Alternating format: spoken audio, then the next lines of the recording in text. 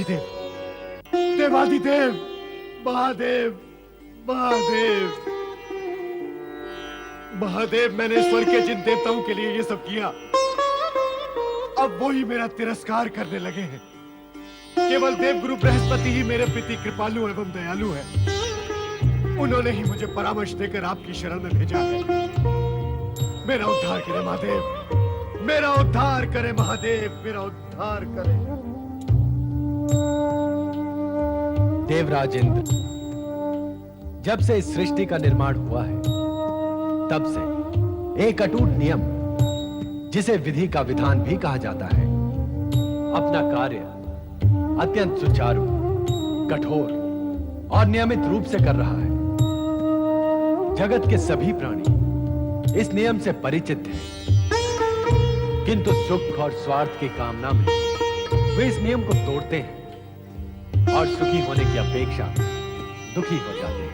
प्रभु, आप किस नियम के विषय में कह रहे हैं? यही कि छल, कपट, षड्यंत्र, अन्याय, अनीति, इन सब का दुष्परिणाम प्राणी को भोगना ही पड़ता है।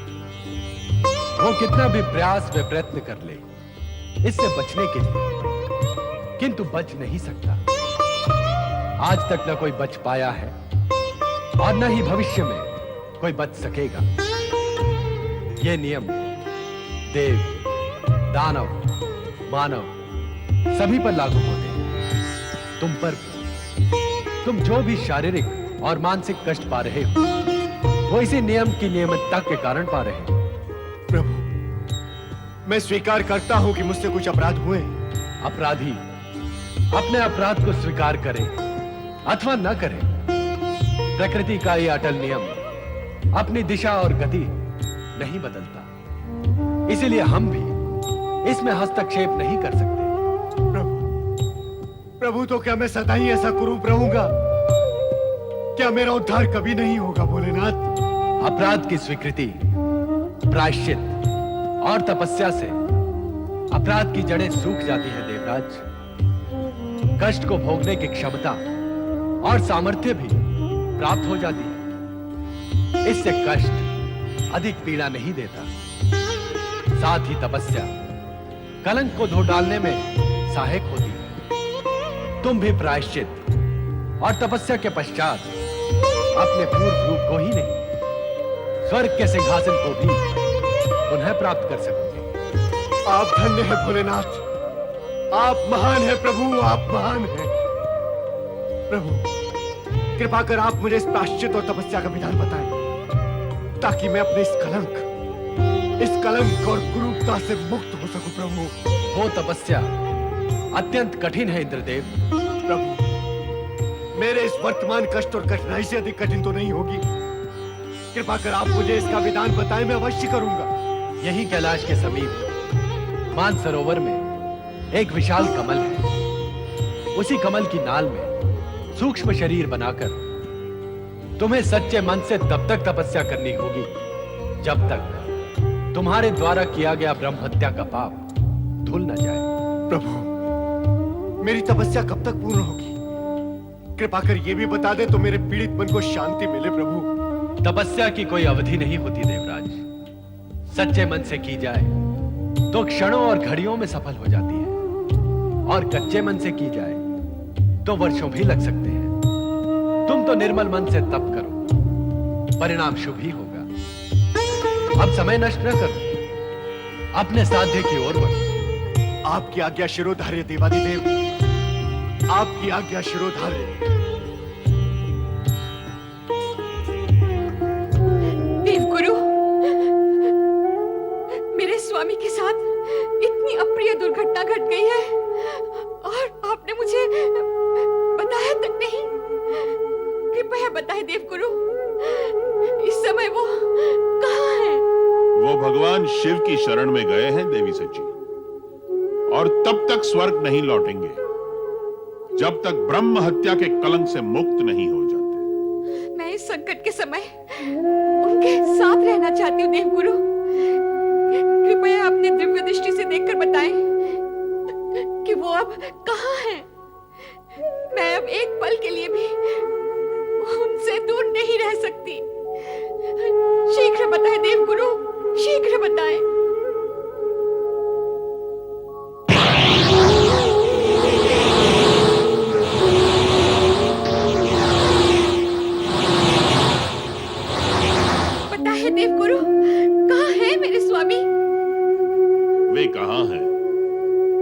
ये बताना शिव इच्छा के विरुद्ध होगा देवी सची। आप माता शक्ति की आराधना करते हुए अपने पति की प्रतीक्षा करें। माता ही आपके उद्विग्न मन को शांति प्रदान करेगी। देवगुरु बृहस्पति की आज्ञा अनुसार पति इंद्र की पुनः प्राप्ति के लिए शची ने शक्ति की आराधना तो आरंभ कर दी, किंतु इंद्र की अनुपस्थिति से स्वर्ग का संचालन असंतुलित हो गया तथा अनावृष्टि व प्रकृति के प्रकोप के कारण पृथ्वी का जनजीवन व कार्यकलाप भी प्रभावित हुआ। जल स्रोतों के सूखने से अकाल की स्थिति उत्पन्न हो गई। पृथ्वीवासी त्राहि कर उठे। ये देखकर नारद भी चिंतित हुए। नारायण नारायण। देवराज इंद्र ब्रह्म हत्या के कारण स्वर्ग के सिंहासन से पदभ्रष्ट हो गए। सृष्टि का संचालन अस्त व्यस्त हो गया। अनावृष्टि और अकाल के कारण पृथ्वी पर के पशु पक्षियों के कंकाल दिखाई दे रहे हैं। पृथ्वी तो विपदाओं से त्राही माम पुकार रही है, और स्वर्ग में भी विपदा के काले बादल ना जाने कब तक मंडराते रहेंगे। स्वर्ग लोक का क्या होगा? पता नहीं स्वर्गलोक का सिंहासन कब तक रिक्त रहेगा। ना जाने स्वर्ग का राजा कौन बनेगा। इन विपदाओं से केवल भगवान भोलेनाथ ही हमें मुक्त कर सकते हैं। सब प्रेम से बोलो ओम नमः शिवाय, ओम नमः शिवाय, ओम नमः शिवाय।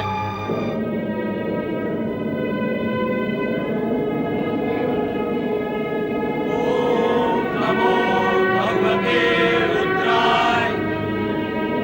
जागे महादेव जागे, जागे शिव शंकर जागे। एक बार जगत की ओर देखे शिव शंकर, जगत की ओर देखे।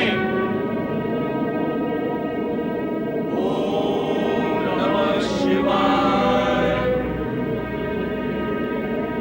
हे भोलेनाथ, अकाल और अनावृष्टि से धरती के प्राणी त्रस्त हैं। उन पर करुणा कीजिए शिव शंकर। सप्तऋषिगण, आप सभी इस सत्य को भली भांति जानते हैं कि स्वर्गलोक में इंद्र का सिंहासन रिक्त होने के कारण वहां की व्यवस्था भंग हो चुकी है। अब देवगण किसके आदेश से कार्य करें? वरुण किसके आदेश से वृष्टि करे? पवन किसके आदेश से वेग उत्पन्न करे?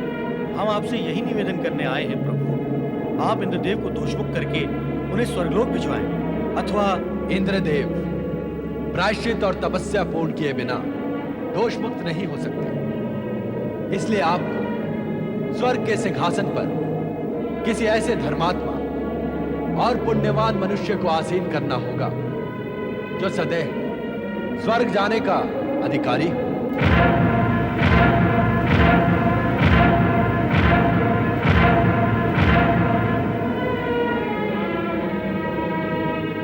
क्या देवताओं में ऐसा कोई देव नहीं जो इंद्रदेव की अनुपस्थिति में स्वर्गलोक का संचालन कर सके?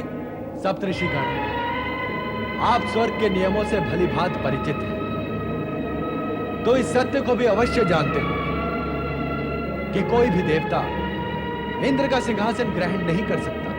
फिर तो आप ही बताएं प्रभु कि पृथ्वी पर कौन ऐसा धर्मात्मा पुण्यवान पुरुष है जो सदैव स्वर्ग जाने का अधिकारी हो। पुरुवंशी महाराज नहुष, आप सभी जाकर उनसे निवेदन करें कि जगत की विपत्ति के निवारण हेतु वे स्वर्ग के सिंहासन को ग्रहण करें। पृथ्वी को अकाल और अनावृष्टि से बचाने के लिए इसके अतिरिक्त और अन्य कोई उपाय नहीं।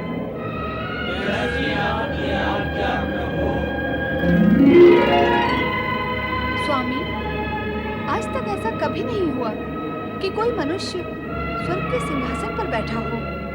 क्या ये सृष्टि के नियमों के विरुद्ध नहीं होगा? नियम में अपवाद भी तो होते हैं देवी। यह अवसर अपवाद का ही है।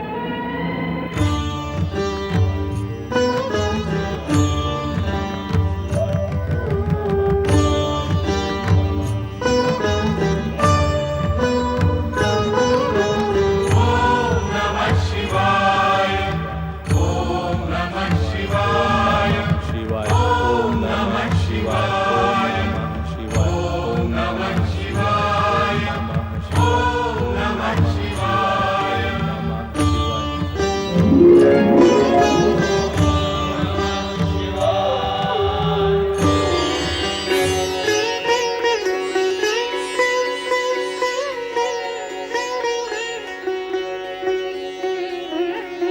धन्य है महाराज नहुष आप, अनुपम है आपकी शिव भक्ति।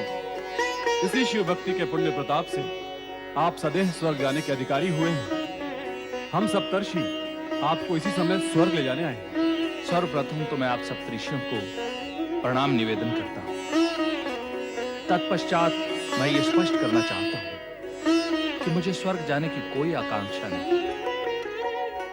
मैं शिव आराधना के सुख से वंचित और अपने प्रजा पालन के कर्तव्य से विमुख होकर स्वर्ग कभी नहीं जाना चाहता। अतः मुझे क्षमा करें।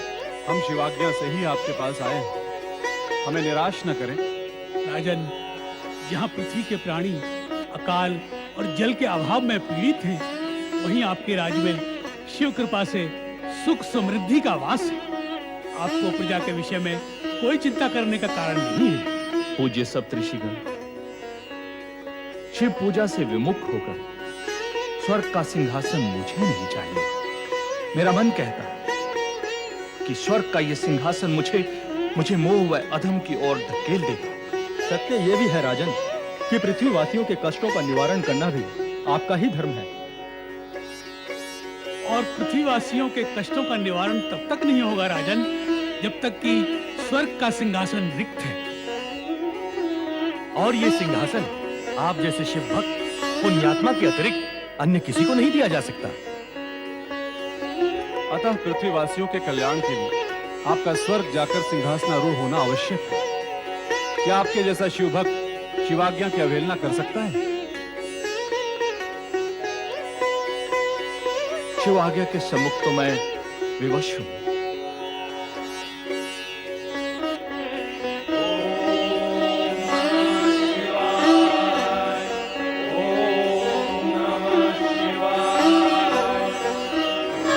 धर्मात्मा महाराज नहुष की, धर्मात्मा महाराज नहुष की, धर्मात्मा महाराज नहुष की।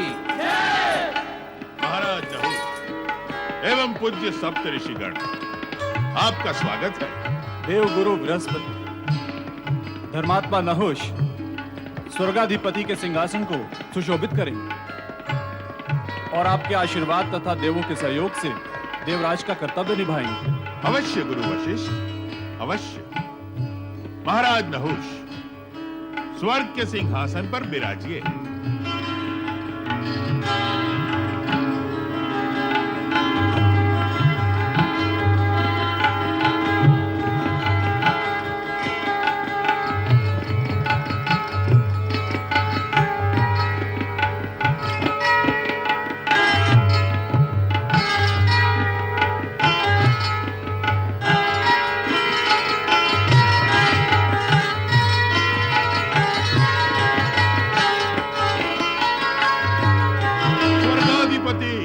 धर्मात्मा देवराज नहुष की, देवराज नहुष की, देवराज नहुष की। पूज्य सप्तऋषिगण, आपके आदेश अनुसार और भगवान शिव की कृपा से देवराज नहुष स्वर्गाधिपति घोषित हुए हैं। मैं आपको विश्वास दिलाता हूं कि मैं तथा समस्त देवगण इनके संचालन व व्यवस्था कार्य में संपूर्ण सहयोग प्रदान करेंगे। पूज्य सप्तऋषिगण, आदरणीय गुरु बृहस्पति तथा मेरे समस्त सहयोगी देवगण, भगवान भोले शंकर की आज्ञा व आदेश तथा आप सभी के अनुरोध को मानकर मैंने देवराज का यह सिंहासन एवं दायित्व ग्रहण किया।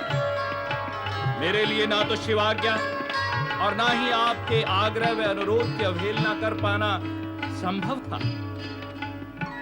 आपने मुझे इस उच्च स्थान, पद व सिंहासन के योग्य समझा, इसके लिए मैं हृदय से आपका आभारी हूं और विश्वास प्रकट करता हूं कि अपने दायित्व व कर्तव्य को यथासंभव न्याय व नीति के आधार पर पूर्ण करूंगा। परम पवित्र महायति सर्वश्रेष्ठ सप्तऋषिगण की जय। स्वर्गाधिपति धर्मात्मा देवराज नहुष की जय। में रहकर भी अनाथ हो गई हूँ। मेरे स्वामी मुझसे दूर चले गए हैं। स्वर्ग के सिंहासन पर देवताओं के स्थान पर एक मनुष्य विराजमान हो गया है। और मुझे तो ये भी ज्ञात नहीं है कि मेरे स्वामी इस समय कहाँ और किस स्थिति में है। देवगुरु ने भी उनके विषय में मुझे कुछ नहीं बताया। उनके बिना एक पल भी व्यतीत करना मेरे लिए दुश्वार हो रहा है। मेरा ये संकट तुम्हारे अतिरिक्त कौन दूर करेगा माँ? कृपा करो माँ, बताओ माँ, मेरे स्वामी कहाँ है? बताओ माँ, मैं इस प्रकार अकेली जीवित नहीं रह सकती, नहीं रह सकती। देवी शची,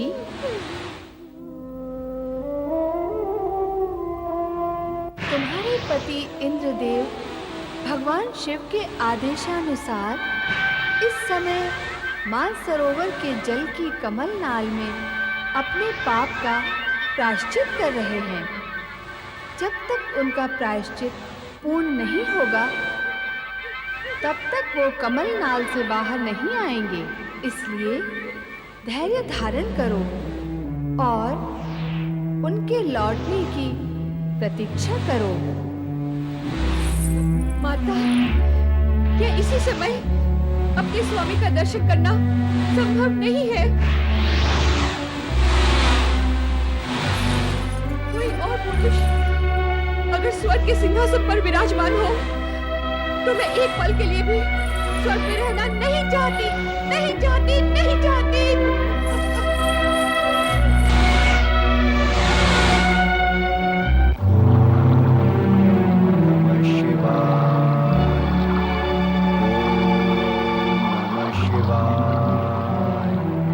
स्वामी, स्वामी कहाँ हैं आप?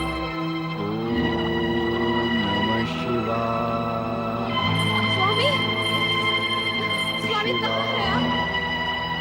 स्वामी, मैं आपके चरणों की दासी सची आपके दर्शन करना चाहती हूँ। स्वामी, कहाँ हैं आप?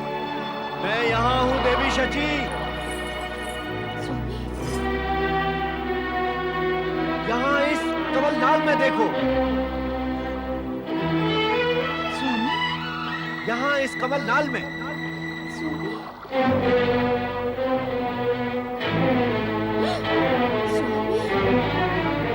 आपकी ये दशा कैसे? स्वामी, आपकी ये दशा किसने की? स्वामी, मैं आपके पास आ रही हूँ। स्वामी, वहीं रुक जाओ देवी शची, वहीं रुक जाओ। मुझे अपने पाप का प्रायश्चित अकेले ही करना है। तुम स्वर्ग को लौट जाओ देवी शची, तुम स्वर्ग को लौट जाओ। क्या करूंगी मैं स्वर्ग लौटकर? आपके बिना वो स्वर्ग मेरे लिए नर्क है स्वामी। और आपके सिंहासन पर राजा नहुष आसीन हो चुका है। राजा नहुष? और अब मैं स्वर्ग में इंद्राणी का पद नहीं पा सकती। मैं वहां लौटकर नहीं जाऊंगी, नहीं जाऊंगी, नहीं। देवी शची, यदि स्वर्ग के सिंहासन पर राजा नहुष आसीन हो चुका है तब तो तुम्हारा स्वर्ग में रहना और अधिक आवश्यक है। अन्यथा मैं स्वर्ग का सिंहासन फिर कभी प्राप्त नहीं कर सकूंगा। तुम स्वर्ग को लौट जाओ देवी शची, स्वर्ग को लौट जाओ। नहीं स्वामी, आप मुझे धर्म संकट में न डालें। अब मैं यही मानसरोवर के तट पर शिव आराधना करते हुए आपके बाहर आने की प्रतीक्षा करूंगी स्वामी। देवी शची, तुम्हें मेरी शपथ है, तुम स्वर्ग को लौट जाओ। देवी शची, तुम स्वर्ग को लौट जाओ, तुम्हें मेरी शपथ है। ये कैसी शपथ दे दी स्वामी आपने? मुझे विवश कर दिया। आपकी शपथ और आज्ञा न मानना मेरे लिए संभव नहीं है। और मानती हूँ तो मन नहीं मानता। और ये समय मन की नहीं, आपकी बात मानने का है।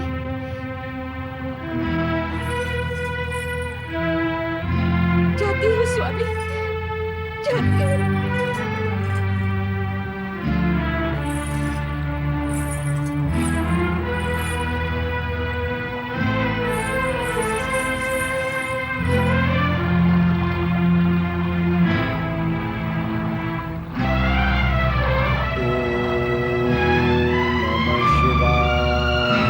निस्संदेह ओम नमः शिवाय के इस पंचाक्षरी मंत्र से प्रत्येक पीड़ित प्राणी का कल्याण होता है।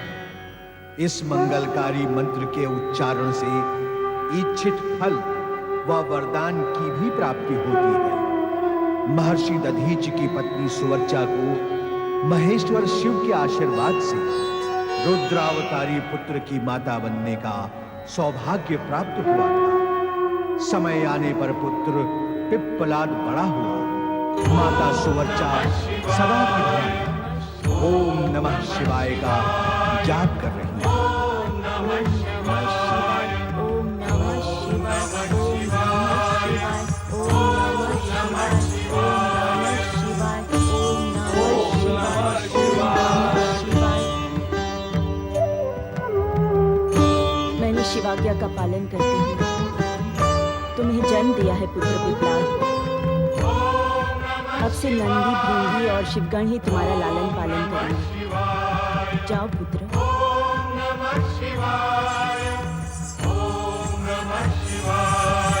प्रणाम माता। जय भोलेनाथ, जय भोलेनाथ, जय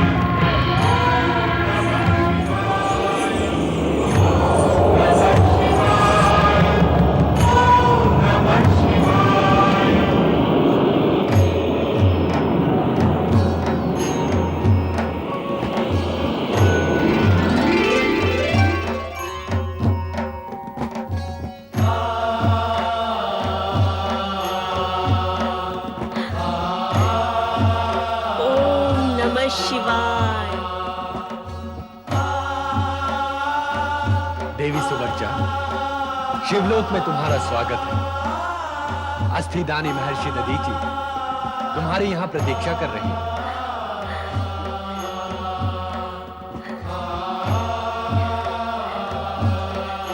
प्रभु, कहाँ है मेरे स्वामी? महर्षि दधीचि, महर्षि दधीचि, यहाँ नमः शिवाय। कोई आपको पुकार रहा है। भगवान भोलेनाथ की जय हो। स्वामी, स्वामी। प्रणाम शिव शंकर। स्वामी। महर्षि दधीचि एवं देवी सुवर्चा, तुम दोनों शिवलोक आकर जन्म मरण के बंधन से मुक्त हो चुके। तुम्हारा पुत्र रुद्रावतारी पिप्पलाद शिवगणों द्वारा लालित पालित होकर जगत में शिव भक्ति का प्रचार करेगा।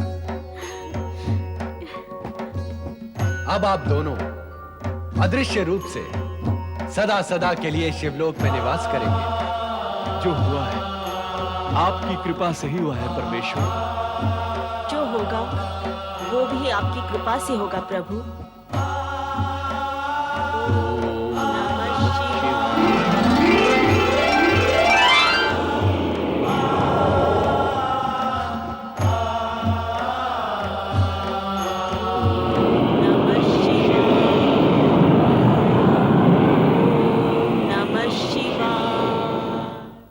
आशुतोष शिव शंकर की कृपा से दधीचि और सुवर्चा सूक्ष्म रूप से सदा सदा के लिए कैलाश में विराजमान हो गए।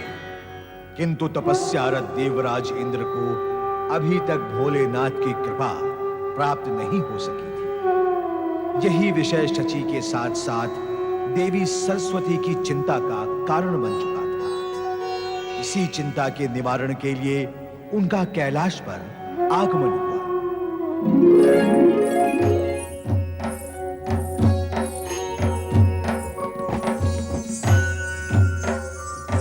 प्रणाम देवी सरस्वती। आप किसे ढूंढ रही हैं देवी सरस्वती? नंदी महाराज, मैंने तो तुम्हारी प्रशंसा बहुत ही सुनी है कि तुम बहुत ही बुद्धिमान हो, इसलिए भगवान शिव के विशेष गण हो। किंतु तुमने जो प्रश्न किया है वो बुद्धिमत्तापूर्ण नहीं है। मुझसे क्या कोई भूल हुई? स्वयं ही सोचो कि मैं यहाँ कैलाश पर किसे खोज सकती हूँ।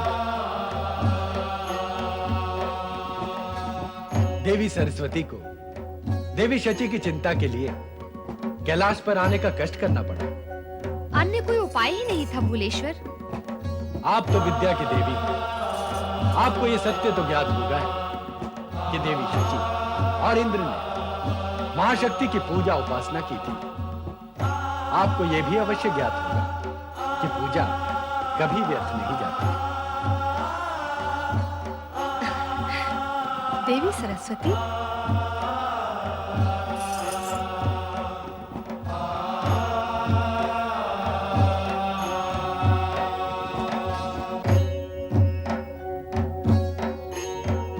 महादेवी शची की रक्षा अवश्य करेंगी। क्यों देवी पार्वती?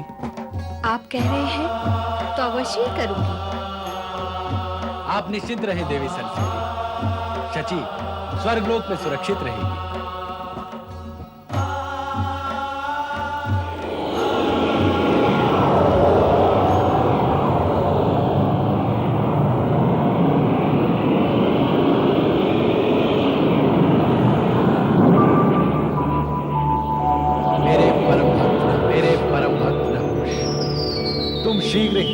तुम शीघ्र ही कैलाश चले आओ, कैलाश चले आओ। हम तुमसे कुछ कहना चाहते हैं, कहना चाहते हैं।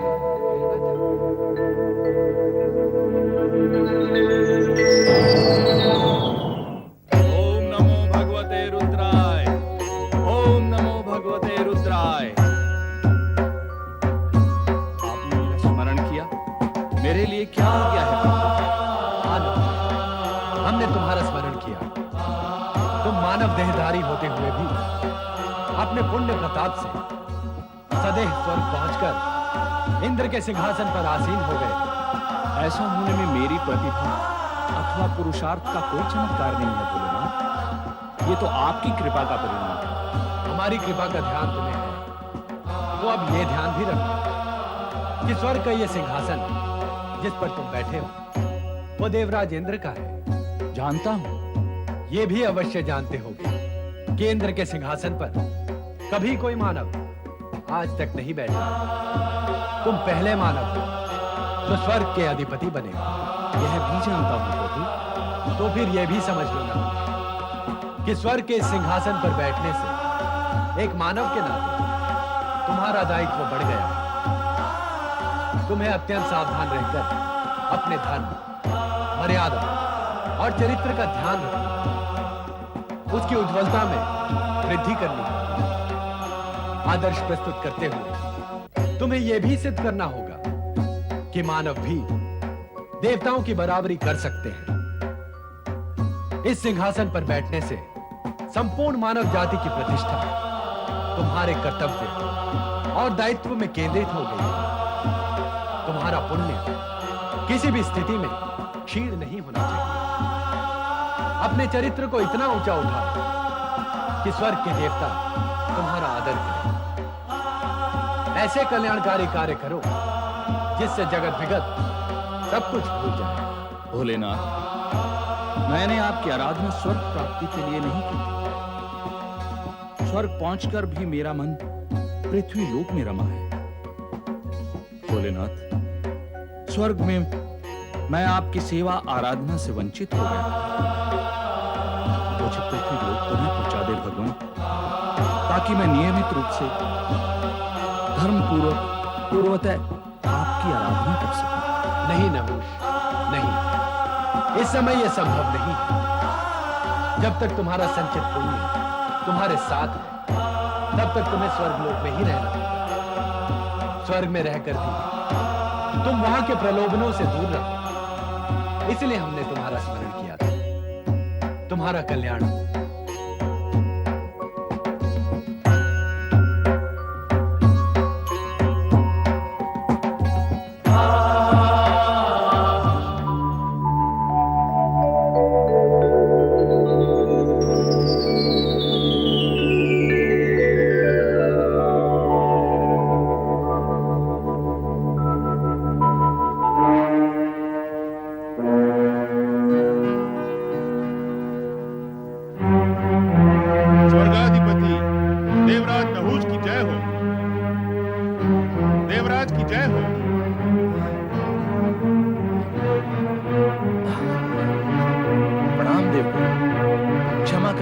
विलंब हुआ। हम अभी अभी कैलाश से भगवान शिव के दर्शन करके लौटे हैं। कैलाश से लौटे हैं? हाँ देवगुरु, हमें लगता है हम स्वप्न देख रहे थे, परंतु ये स्वप्न सत्य से कम सत्य नहीं था। आपका वो स्वप्न यदि सत्य के इतना समीप था तो कृपा कर ये बताएं महाराज कि कैलाश पर भगवान शिव से क्या चर्चा हुई? भगवान शिव ने हमें चरित्र, धर्म व मर्यादा का पालन करने, वह आदर्श उपस्थित करने का आदेश दिया। हम उनके आदेश को आज्ञा मानकर उसका पालन अवश्य करेंगे। स्वर्ग में मां शक्ति के मंदिर का निर्माण जिस त्वष्टा की प्रेरणा से हुआ, स्वर्गाधिपति होने के नाते आपको वहां जाकर नित्य आराधना करनी चाहिए, जिससे स्वर्गलोक और आपके जीवन में पूर्ण शांति रहे। यही स्मरण कराने हम यहां उपस्थित हुए हैं देवराज। हम आपके निर्देश का पालन करेंगे।